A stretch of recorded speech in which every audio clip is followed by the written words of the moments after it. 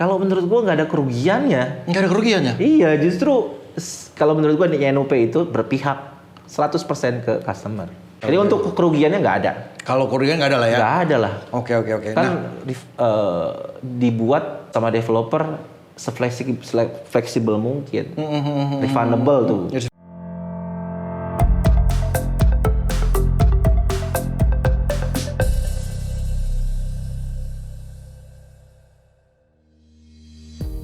Halo Kopiers, apa kabar?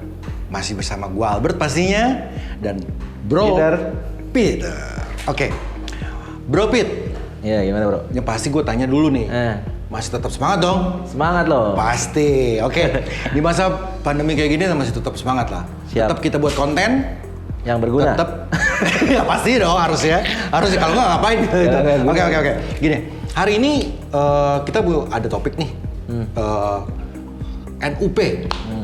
Mungkin Kopiers di luar sana NUP masih bertanya-tanya apa sih NUP bro? Iya. Nah, coba kasih tahu dong kalau ke Kopiers NUP itu kepanjangan dari apa dulu deh? Iya. Yang paling gampang. NUP itu kepanjangan dari definisinya nomor urut prioritas. Oke, nomor urut prioritas. Nomor urut prioritas. Oke.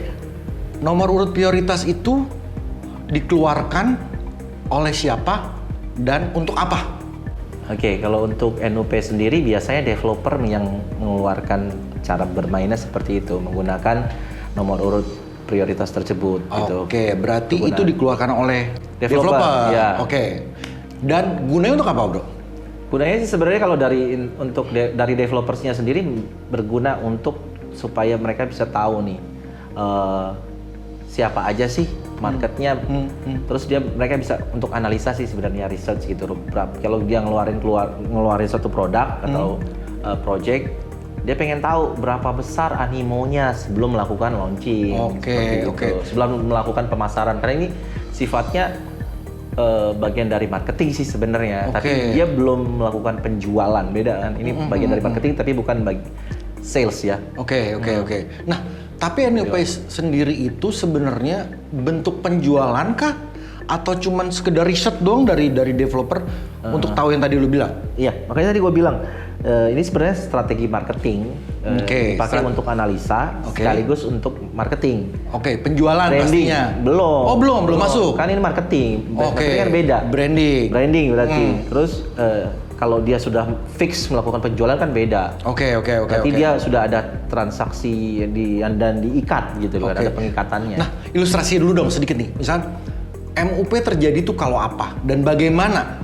Gitu prosesnya kayak gimana? Coba. Biasanya sih developer itu ya tadi gue bilang pada saat dia mau launching satu produknya dia, mereka mau menganalisa seberapa besar market yang mereka akan dapatkan dengan menggunakan strategi marketingnya dinamakan NUP tadi yang kita bahas ini. Gitu. Jadi berapa banyak orang yang akan minat pada saat mereka melakukan launching, melakukan penjualan yang realnya gitu loh. Makanya disebut dengan nomor urut prioritas. Alih-alih sebenarnya sih mereka pengen dengan ada mereka kasih gimmick ya, apa perbedaannya NUP-nya itu tadi. Kenapa harus mereka ikut NUP gitu customer-nya? Nah, untuk NUP sendiri tuh sama early bird gimana bro? Sama nggak? Kalau kayak gitu? Kalau early bird tuh ya maksudnya adalah harga yang pada saat mereka keluarkan. Betul. Nah itu sebenarnya keunggulannya lah, keuntungannya pada saat mereka melakukan NUP. Ya kan? Misalnya developernya keluarin NUP, nah di situ di dalam NUP itu terdapat keuntungannya, privilege-nya. Salah satunya early bird. Kopiers. Jadi gini, di NUP itu ada salah satu yang seperti Bro Pit bilang adalah early bird. Aduh, belibet gue udah mulai. Ya, jadi gini, early bird itu adalah pemberian harga mungkin spesial ya pada awal-awal penjualan. Iya, early bird itu gitu loh. Harga launching. Iya. Berarti harga awal lah ya. Harga awal, gitu. Benar-benar harga yang baru dikeluarkan sama developer pada saat itu. Ya itulah keuntungan orang customer yang mengikuti program NUP dari developer. Oke. Salah satu keuntungannya lah. Salah satu keuntungannya ya berarti ya. Nah, berarti apakah semua ini bisa berjalan di semua developer atau cuman di beberapa developer yang memang membuat program itu, Bro? Nggak semua sih sebenarnya. Nggak semua sebenarnya. Jadi developer biasanya ya, jadi kan gua sendiri kan ada di developer posisinya nih. Nah, biasanya developer yang melakukan NUP itu yang seperti tadi gue bahas adalah melakukan analisa sebenarnya, research gitu, seberapa kuat market yang akan mereka grab gitu loh. Terus mereka juga biar tahu gitu loh kapan yang mereka harus launchingnya gitu. Oke, kapan mereka harus launching produk mereka? Iya, karena biasanya kan kalau dia sebar NUP yang animonya tinggi sekali. Mereka akan keluarin ini loh, jangka waktu timelinenya. Berarti kalau udah sekian NUP-nya, misalnya ada 1.000 unit, mereka keluarin NUP 2.000 unit. Ya kan? Dalam waktu 3 bulan mereka udah capai setengahnya misalnya. Mereka udah siap-siap untuk launching tuh. Udah prepare ya untuk launching. Iya, berarti artinya adalah ada marketnya ada di situ dan cukup signifikan dan menggrab. Berarti ibaratnya marketnya pas lah ya? Pas. Dia bikin produk dan marketnya respon. Gitu. Marketnya respon. Berarti secara nggak langsung itu yang tadi lu bilang strategi marketing atau markom. Iya. Adanya di sales teman. Iya, betul. Di marketing sih sebenarnya. Iya, marketing lah aja Iya. Kalau dia kan belum boleh jualan. Tapi kan udah ada booking. Artinya, ada reserve apa booking sih? Jadi bukan, itu NUP itu bukan. Nah, itu dia gue bilang tadi. NUP itu biasanya biasanya itu tidak mengikat gitu loh. Biasanya tidak mengikat. Artinya customer dikasih keleluasan untuk mundur biasanya tanpa ada penalti, tanpa ada pemotongan biasanya tapi juga ada beberapa developer yang agak sedikit agresif dan melakukan pada saat mereka launching, kalau kita udah ambil NUP, kalau dia mundur juga bisa ada yang kasih angus juga. Itu berarti dari kebijakan developer sendiri lah ya. Beda-beda. Oke.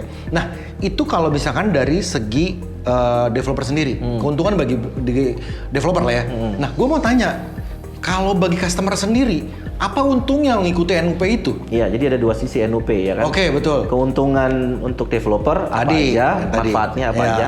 Nah, untuk customer, keuntungannya itu ya diciptakan juga sama developer itu kan. Keuntungannya ya pertama tadi dapat early bird, harga lebih awal. Ya, pastinya spesial. Ya, mereka biasanya developer keluarin promo-promo menarik. Misalnya pada saat NUP launching, pada saat di acara launching nanti, mereka akan keluarin promo yang lain, misalnya cara bayar yang akan hanya ada pada saat launching. Hanya ada di launching doang tuh. Iya, pada saat launching, karena launching itu harus sifatnya benar-benar boom yang menarik gitu berbeda. Karena apa? Kalau mereka karena customer misalnya sudah percaya dari awal gitu loh, masa iya dia nggak ada bedanya sama orang yang beli sebelum NUP gitu. Sesudah NUP. Iya. Kalau sama ya mendingan nunggu nanti aja setelah launching lebih kelihatan lebih jelas ya. Iya, lebih jelas ya. malahan. Nah, ada privilege yang keuntungan itu banyak sekali keuntungannya. Ya tadi pertama early bird, terus kedua promo cara bayar, terus mungkin yang ketiga mungkin ada diskon tambahan mungkin karena kan cara bayar itu berbeda-beda, ada yang dari cash, ada installment, ada KPR. Nah, itu mungkin ada perbedaan diskon-diskonnya mungkin di situ. Terus juga ada hadiah-hadiah biasanya. Hadiah-hadiah yang lebih banyak pastinya. Pada saat launching itu, dan artinya kan yang ikut launching aja. Sedangkan pemegang NUP itu yang ikut launching itu adalah biasanya yang memegang NUP tadi. Itu bedanya sama yang nggak pegang. Kalau selain itu bisa nggak kelebihannya kalau misalnya itu kita bisa milih unit atau yang kita mau, ya lebih leluasa pastinya. Karena dari awal udah duluan. Betul. Pada saat itu salah satu keuntungannya. Itu privilege-nya. Pemegang NUP itu berhak untuk memilih lebih dulu sesuai dengan antriannya. Misalnya ada yang pakai antrian, ada yang pakai undian. Jadi misalnya dari semua pemegang NUP itu dikumpulin dalam satu acara launching, terus mereka disuruh pilih duluan, lebih dulu dengan sesuai undian atau sesuai antrian. Nah, itu keuntungannya. Nah, itu kalau keuntungan. Gue tanya, kalau misalnya kerugiannya apa, Bro? Kalau buat customer dulu nih, buat customer.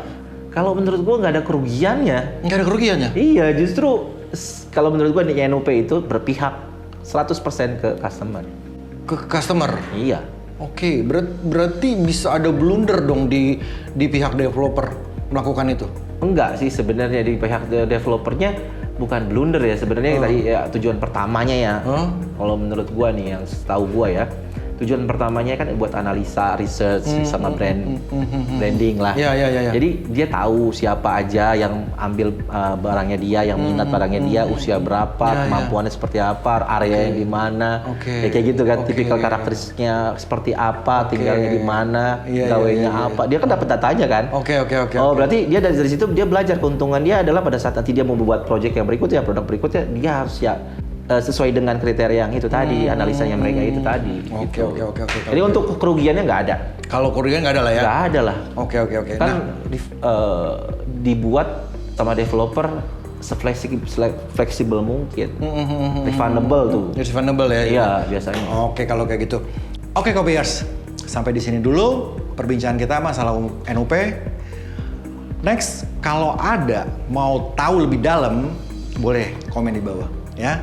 Untuk kita jangan lupa kalian subscribe, likes, komen, dan jangan lupa share ke teman-teman untuk kasih tahu tentang properti atau yang kita bahas deh semuanya. Oke? Di sini gua Albert dan pastinya Peter. See you.